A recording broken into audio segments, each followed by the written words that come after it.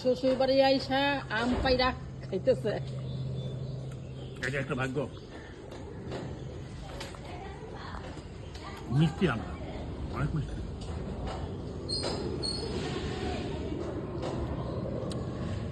পাকে নাই, তারপরে অনেক মিষ্টি। পাকতো আরো মজা। এটা তো গাছ পাকাই যে এটা পাক। ও ওই আরেকটা সাথে গিয়ে উঠছে। আয় আম্মা, ওদিকে গেছেন কে? আইন পারেন।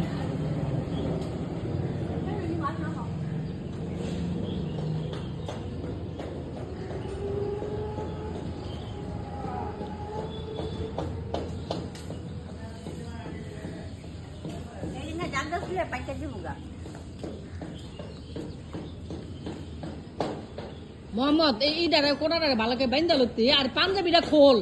গরমের মধ্যে পাঞ্জাবি একটা কিনতেছ।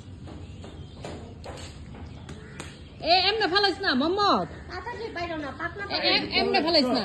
হ্যাঁ না না মোহাম্মদ, এই যে ফেলাইস না, এই যে ফাইটাই গেছে।